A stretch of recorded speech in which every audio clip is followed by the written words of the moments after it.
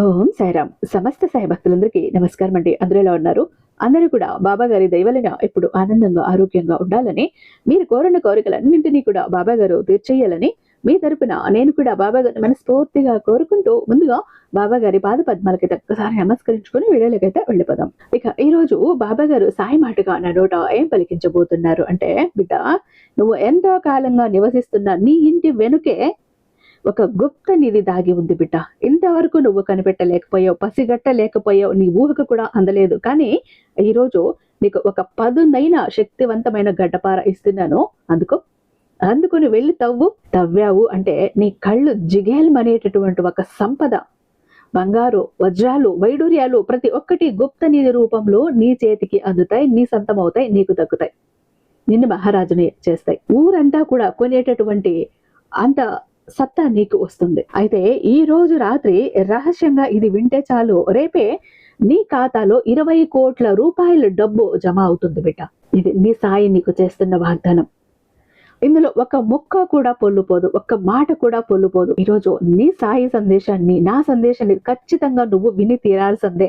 నీ జీవితం బాగుపడాలంటే నువ్వు ఇక్కడ కాసేపు ఆగాల్సిందే. నీ వేలు ఇప్పుడు ఫోన్ మీదకి వెళ్తోందేమో, పక్కకి తోసేద్దామా, పక్కకి స్క్రోల్ చేద్దామని కాసేపు ఆగు. నువ్వు పక్కకి తోసేస్తే ఇక్కడ వెళ్ళేది వీడియో కాదు, ఈ సందేశం కాదు, నీ సాయి కాదు, నీ ఖాతాలోకి జమ అవుతున్న డబ్బు, నీ సొంతం కాబోతున్న గుప్త నిధి. పక్కకి నెట్టేసిన దాని అవుతావు, నిర్దాక్షిణ్యంగా పక్కకి తోసేసిన దాని అవుతావు. మరి అలా తోసేస్తావా? వచ్చిన అవకాశాన్ని అందుకుంటావా? అవకాశం నీకు ఇస్తున్నా బిడ్డ. అందుకుంటావో వదిలేసుకుంటావో నీ ఇష్టం, కానీ జాగ్రత్త, ఆలోచించు అంటూ బాబా గారు ఈరోజు ఒక హెచ్చరికతో కూడిన ఒక నిగూఢ అర్థం దాగి ఉన్న సందేశంతో వచ్చారండి. బాబా గారి మాటల వెనుక అర్థం పరమార్థం తెలుసుకోవాలనుకుంటే వీడియోని ఎక్కడ స్కిప్ చేయకుండా, మిస్ చేయకుండా చివరి దాకా చూస్తేనే అర్థమవుతుంది. ఆ వీడియోకి ఒక చిన్న లైక్ అయితే ఇచ్చేసేయండి. మన ఛానల్ని ఫస్ట్ టైం చూస్తున్నట్లయితే ఛానల్ని సబ్స్క్రైబ్ చేసుకుని మీ సపోర్ట్ నాకు అందివ్వండి. అలాగే ఈ వీడియోని ఖచ్చితంగా మీ ఫ్రెండ్స్ కి, ఫ్యామిలీ మెంబర్స్ కి, మన సాయి భక్తులందరికీ కూడా షేర్ చేయండి. అలాగే ఓం సాయిరామ్ అంటూ కామెంట్ టైప్ చేసి పెట్టి వీడియో చూడటం మొదలు పెట్టండి. బాబా గారి ఆశీస్సులు మీకు త్వరగా దొరుకుతాయి. ఇక మీరు ఎన్నో చోట్ల జ్యోతిష్యం చెప్పించుకుని ఉండొచ్చు. ఇక్కడ ఒక్కసారి చూడండి, కాదు లేదు అన్న మాటే ఉండదు. ఎలాంటి మొండి సమస్యనైనా చిటికేసినంతలో పరిష్కరించడంలో 60 ఏళ్ల అనుభవం ఉన్నటువంటి దైవశక్తి కలిగినటువంటి గురూజీ శ్రీ షిరిడి సాయి ఆశీస్సులతో జ్యోతిష్యం చెప్తారండి గురూజీ సుబ్రహ్మణ్యరాజు గారు. నెంబర్ 1 వశీకరణ స్పెషలిస్ట్. వీరి మొబైల్ నెంబర్ 96698732. మీకు ఎలాంటి ప్రాబ్లం ఉన్నా కూడా కేవలం ఫోన్ ద్వారా, పూజల ద్వారానే నేరుగా వెళ్లాల్సిన పని లేదు. ప్రేమ, పెళ్లి, ఉద్యోగం, రాజకీయం, విదేశీ ప్రయాణం, ధనం నిలకడగా లేకపోవటం, భార్యాభర్తల మధ్య గొడవలు, ఆస్తి తగాదాలు, అప్పుల బాధలు, స్త్రీ పురుషులకు ఎటువంటి గుప్త సమస్యలున్న నెంబర్ 1 వశీకరణ స్పెషలిస్ట్. అలాగే మీ మీద, మీ ఇంటి మీద చెడు ప్రయోగం జరిగి ఉన్న నరదృష్టి, నరఘోష, సంతాన సమస్యలు, మానసిక సమస్యలు, గుప్త సమస్యలు, ప్రతి ప్రాబ్లం కి కూడా చక్కటి సొల్యూషన్ అందిస్తున్నారు. మీ వివరాలను చాలా సేఫ్ అండ్ సెక్యూర్ గా ఉంచుతారు. కాబట్టి స్క్రీన్ మీద ఉన్నటువంటి నెంబర్ కి ఒకసారి కాల్ ట్రై చేసి చూడండి. ఆ తర్వాత మీ హ్యాపీనెస్ ని మీరే నాతో షేర్ చేసుకుంటారు. ఇక బాబా గారి సందేశం విషయానికి వస్తే, బిడ్డ ఆగు, ఒక్క నిమిషం ఆగు. ఒకవేళ ఈ వీడియోని స్కిప్ చేయటానికి లేదా ముందుకు జరపటానికి నీ వేలు కదులుతుంటే దాన్ని అక్కడే ఆపే. ఎందుకంటే ఇది నీ స్క్రీన్ పై అకస్మాత్తుగా వచ్చిన సాధారణ వీడియో కాదు. ఇది బహుశా గత కొన్నేళ్లుగా నువ్వు కోరుకున్నటువంటి ఆ పరమ శక్తి నుండి కూడా, నీ సాయి శక్తి నుంచి వచ్చిన సందేశం. కోట్ల వీడియోలలో ఈ రోజే ఈ వీడియో నీ కళ్ళ ముందు వచ్చింది, నీ కళ్ళపై పడింది అంటే అర్థం ఏంటి? కేవలం యాదృశ్చికమని నువ్వు అనుకుంటున్నావా? కాదు. యాదృశ్చికం అనేది ఏదో అలా వచ్చేసిందిలే అని అనేది బలహీనమైన వ్యక్తుల సాకు మాత్రమే. ఇది ఒక ప్రణాళిక, ఇది సాయి యొక్క ప్రణాళిక. నువ్వు వింటున్నది నిజం బిడ్డ. ఈ రాత్రి, అవును ఈ రాత్రికే నీ జీవితంలో కొరత, పేదరికం, అప్పులు లేదా లావాదేవీల్లో గడిపే ఆ చివరి క్షణం రాత్రి ఇదే కావచ్చు. నా మాటలను చాలా జాగ్రత్తగా విను. ఎందుకంటే రాబోయే కొద్ది నిమిషాల్లో నేను నీ మెదడులోని తలుపులను తెరవబోతున్నా. వాటి తాళం చెవిని నువ్వు పోగొట్టుకున్నావు, లేదా నీకు ఎవ్వరూ ఇవ్వలేదు అంటే ఇప్పుడు నేను ఇస్తాను, నేను అందిస్తాను. జాగ్రత్తగా విను బిడ్డ. ముందే చెప్పాను కదా, 20 కోట్ల డబ్బు నీ ఖాతాలోకి జమ అవుతుంది అని. ఇది నువ్వు ఏదో సరదాగా అంటున్నదిలే, ఏదో జోకులే అని నీకు అనిపించవచ్చు. బహుశా నీ మనసులో కూడా ఇలాంటి ఆలోచన ఎప్పుడు రావచ్చు. అరే, ఇలాంటి వీడియోలు చూస్తేనే డబ్బులు వస్తే అందరూ ధనవంతులు అయిపోతారు కదా బాబా అని నువ్వు అడగచ్చు, ఆలోచించవచ్చు. కానీ ఆలోచనలు మరియు ఇలాంటి అనుమానాల వల్లే నువ్వు ఈ రోజుకి కూడా ధనవంతుడివి కాకుండా పేదవాడిగానే మిగిలిపోయావని తెలుసా? ఎందుకంటే ప్రపంచంలో 1% ధనవంతులు ఎవరి దగ్గర అయితే అపారమైన సంపద ఉంటుందో వారు కేవలం కష్టపడి ధనవంతులు కాలేదు. వారు ఇక్కడ వాళ్ళ మనస్థితిని బట్టి కూడా అయ్యారు. ఈరోజు నేను నీ మనస్థితిని మార్చేస్తాను. నీలో మూసుకుపోయినటువంటి ఆ తలుపును తెరుస్తాను. ఆ తలుపు వెనక ఎంత సంపద ఉందో తెలుసా? అయితే ఈరోజు నువ్వు ఆ తలుపు ఏంటో తెలుసుకోవాలంటే ఒక నిబంధన ఉంది బిడ్డ. ఒకే ఒకటి, చివరి వరకు నాతో ఉండాలి. నువ్వు ఒక్క సెకండు వదిలినా, ఒక సెకండు పక్కకు వెళ్ళినా మన మధ్య ఏర్పడుతున్న ఆ శక్తి అనుసంధానం తెగిపోతుంది. అది నీకు ఇష్టమేనా? నీ 7 తరాలకి పేదరికాన్ని ఈ రాత్రికి ఎప్పటికీ తుడిచిపెట్టడానికి నువ్వు సిద్ధంగా ఉన్నావా? అయితే ఒక దీర్ఘ శ్వాస తీసుకో. మరియు ఈ పాత వ్యక్తి ఏదైతే ఉందో దానికి వీడ్కోలు చెప్పడానికి సిద్ధంగా ఉండు. ఇక్కడ అన్ని సిద్ధులు, అన్ని గాఢమైన పూజలు, అన్ని పెద్ద అద్భుతాలు రాత్రి నిశ్శబ్దంలోనే ఎందుకు జరుగుతాయి? నువ్వు ఎప్పుడైనా ఆలోచించావా? ఎందుకంటే పగలు అనేది శబ్దానిది, పగలు పోరాటానిది, కానీ రాత్రి నిర్మాణానిది. ప్రపంచం నిద్రిస్తున్నప్పుడు మేలుకొని తమ కలను ఆహ్వానించే కోట్ల మంది వ్యక్తుల కోసం ఈ ప్రపంచం యొక్క తలుపులు తెరుచుకుంటాయి. నువ్వు ఇప్పుడు మేల్కొని ఉన్నావు అంటే నువ్వు ఎంచుకోబడ్డావు. నీ సాయి చేత నువ్వు ఎంచుకోబడ్డావని అర్థం. ఈరోజు నేను నీతో చెప్తున్నవి గాలి మాటలు మాట్లాడను. నేను శక్తి గురించి మాట్లాడతా, డబ్బు గురించి మాట్లాడతా. ఏ డబ్బు అయితే నీ ఎదుగుదలకు కారణమవుతుందో ఆ డబ్బు గురించి మాట్లాడతా. ఏ డబ్బు అయితే నీ జీవితం వైపు తొంగి చూడకుండా పారిపోతూ ఉందో ఆ డబ్బు గురించి మాట్లాడతా. డబ్బు అంటే ఏంటి బిడ్డ? అది కేవలం ఒక కాగితం ముక్క లేదా బ్యాంకులో ఉన్న అంకెనా? కాదు. డబ్బు ఒక శక్తి, ఒక నిప్పు ఎలా వేడిగా ఉంటుందో, మంచు ఎలా చల్లగా ఉంటుందో డబ్బుకు ఒక స్వభావం ఉంటుంది తెలుసా? అది తనను తాను గౌరవించే వారి వద్ద మరియు దాన్ని ఎలా ఖర్చు పెట్టాలి, ఎలా నిర్వహించాలి అని మానసిక సామర్థ్యం ఉన్నవారి దగ్గరనే నిలుస్తుంది. అయితే చాలా మంది నన్ను అడుగుతారు, బాబా పగలంతా కష్టపడుతున్నాను, చెమటలు చిందిస్తున్నాను, అయినా కూడా నా దగ్గరికి డబ్బు ఎందుకు రాదు?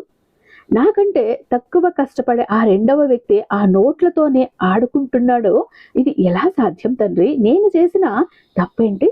అతను చేసిన ఒప్పేంటి? నేను చేసిన పాపం ఏంటి? అతను చేసిన పుణ్యం ఏంటి? అంటూ ఎంతో మంది బిడ్డలు నిస్సహాయ స్థితిలో కన్నీళ్లతో నన్ను అడుగుతారు బిడ్డ. దీనికి నా సమాధానం ఏంటో తెలుసా? చాలా చేదుగా ఉంటుంది, తట్టుకోవాలి. కానీ ఈ రాత్రి ఈ నిజం విను.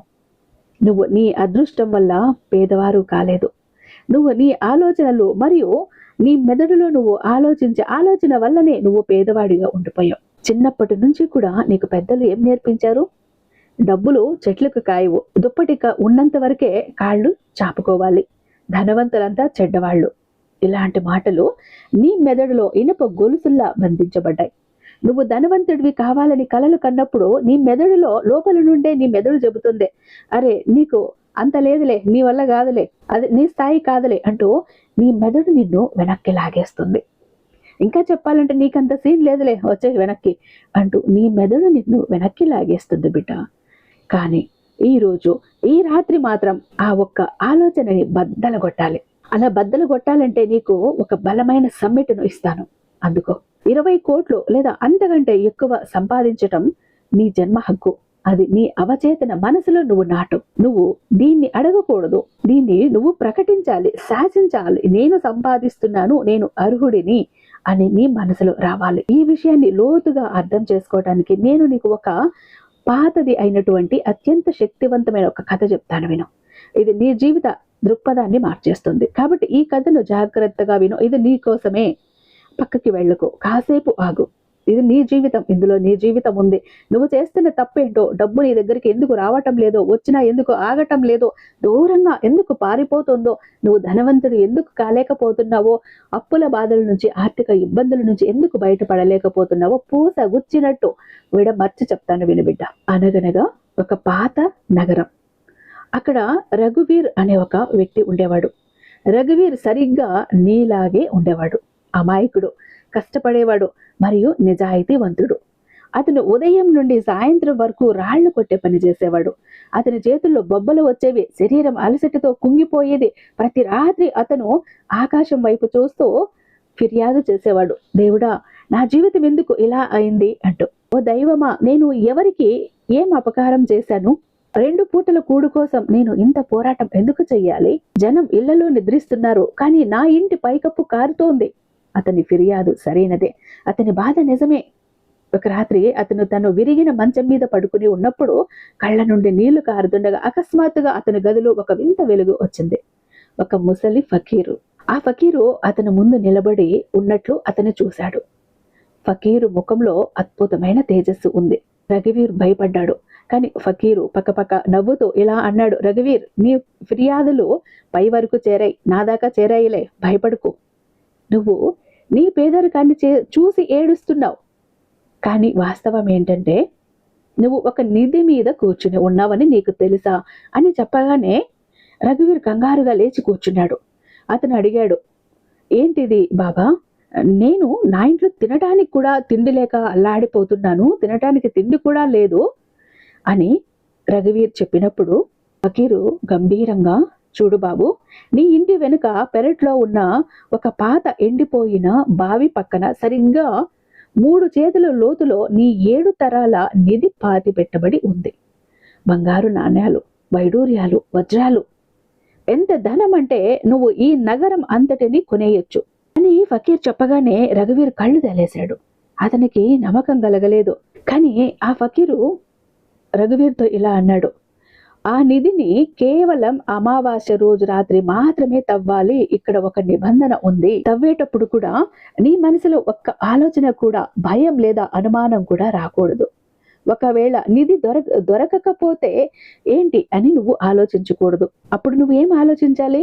నిధి తీసుకోవటానికి వచ్చాను, అది నా సొంతం అవుతుంది, నేను మహారాజుని అవుతాను, నేను ధనవంతుడిని అవుతాను, ఇలానే ఉండాలి నీ ఆలోచనలు. మధ్యలో ఇది నిజంగా దొరుకుతుందా, ఇది నాకు దొరుకుతుందా, ఇక్కడ నిజంగా ఉందా, ఇలాంటి ఆలోచనలు, అవమానాలు, భయాలు వస్తే ఆ నిధి నీకు దొరకదు. నిధి నాకు సొంతం అయ్యింది, నాకు సొంతం అవుతుంది అనుకుంటూ నువ్వు తవ్వాలి. ఒక్క క్షణం నీ మనసులో అవిశ్వాసం వస్తే, అపనమ్మకం వస్తే ఆ నిధి మట్టిగా మారిపోతుంది అని చెప్పి ఫకీరు అక్కడి నుండి మాయమైపోయాడు. అయితే ఆ రోజు నుండి కూడా రఘువీరు ఆ నిధి గురించి కలలు కనటం మొదలుపెట్టాడు. కానీ ఒకరోజు అతని గుండెల్లో ఒక ఆశ కలిగింది. అతను అమావాస్య రాత్రి కోసం ఎదురు చూడసాగాడు. రోజులు గడిచాయి. చివరికి ఆ రాత్రి వచ్చింది. గాఢాంధకారం. రఘువీరు గడ్డపార తీసుకొని పెరట్లోకి వెళ్ళాడు. అతని గుండె వేగంగా కొట్టుకుంది. అతను తవ్వటం మొదలుపెట్టాడు. మొదటి దెబ్బ వేశాడు, మట్టి తొలిగింది. అతని మనసులో ఆలోచన వచ్చింది, బాబా నిజమే చెప్పారా? ఎక్కడ నేను పిచ్చివాడిలా కష్టపడుతున్నానో? అతను మళ్ళీ తవ్వాడు. మళ్ళీ ఆలోచన వచ్చింది, ఒకవేళ నిధి దొరక్కపోతే నా భార్య నన్ను చూసి నవ్వుతుందేమో, జనం ఎగతాళి చేస్తారేమో. అతను తవ్వుతూనే ఉన్నాడు, చెమటలు చిందిస్తూనే ఉన్నాడు, అనుమానిస్తూనే ఉన్నాడు. కానీ ప్రతి దెబ్బతో అతని అనుమానం బలపడుతూ వచ్చింది. నా అదృష్టం ఎలాగూ బాగాలేదు, నాకేం దొరుకుతుంది, బహుశా ఇదంతా అబద్ధం అని ఆలోచిస్తూ రఘువీరు రాత్రంతా అక్కడే గడిపేశాడు. కానీ తెల్లారేసరికి రఘువీరు ఆ గొయ్యిని మొత్తాన్ని దవ్వేశాడు. కానీ అతనికి అక్కడ ఏమీ దొరకలేదు. ఆ గొయ్యిలో కేవలం రాళ్ళు, కంకర మరియు మట్టి మాత్రమే ఉంది. ఒక చిన్న నాణ్యం కూడా దొరకలేదు. అయితే మరుసటి రోజు తెల్లవారుజామున రఘువీర్ గడ్డపార పక్కన పడేసి నేల మీద పడి ఏడవటం మొదలుపెట్టాడు. నాకు తెలుసు, నా తలరాతల్లో పేదరికమే రాసి ఉంది, ఆ కళ అంతా అబద్ధం అని అనుకున్నాడు. కానీ సరిగ్గా అప్పుడే అతని భుజంపై ఎవరో చెయ్యి వేశారు.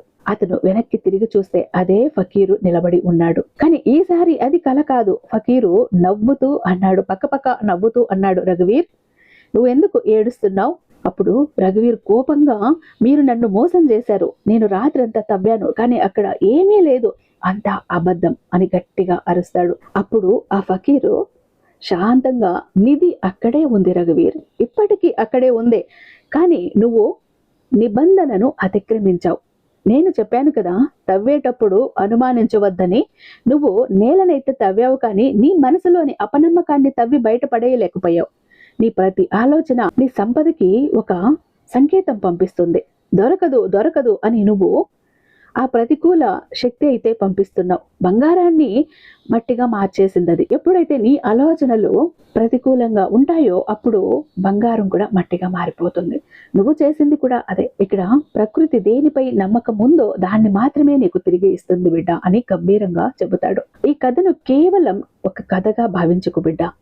ఈ రఘువీర్ ఎవరో కాదు, ఇది నువ్వే ఆ నిధిపై కూర్చుని ఉన్నావు. 20 కోట్లు, 50 కోట్లు, 100 కోట్లు, ఈ సంపద విశ్వంతో గాలిలాగా పుష్కలంగా అందుబాటులో ఉంది. నువ్వు శ్వాస తీసుకునేటప్పుడు గాలి తక్కువైపోతుందేమో అని ఎప్పుడైనా ఆలోచిస్తావా? లేదు కదా. ఎందుకంటే గాలి చాలా ఉందని నీకు నమ్మకం ఉంది. మరి డబ్బు విషయంలో ఈ నమ్మకం ఎక్కడికి పోతోంది తల్లి? ఈ రాత్రి నేను నీకు అదే గడ్డపారును ఇవ్వబోతున్నా. దానితో నువ్వు నీ తలరాతను తవ్వుకోవాలి. కానీ రఘువీర్ చేసిన తప్పు నువ్వు చెయ్యకు. ఈరోజు అనుమానించకు, తర్కం చెయ్యకు, ఇక్కడ ఏవి లాజిక్లు తీయకు. నీ డిగ్రీలు, నీ గత అనుభవాలు అన్నింటినీ వదిలే. ఈ రోజు తలుపు బయట వదిలేసే అన్నింటినీ. ఈ రోజు కేవలం నమ్ము, గుడ్డిగా నమ్ము. ఎందుకంటే అద్భుతాలు అనుమానం ముగిసిన చోటే మొదలవుతాయి. ఇప్పుడు నేను నీకు అత్యంత శక్తివంతమైనటువంటి ఒక ప్రక్రియను చెప్పబోతున్నాను.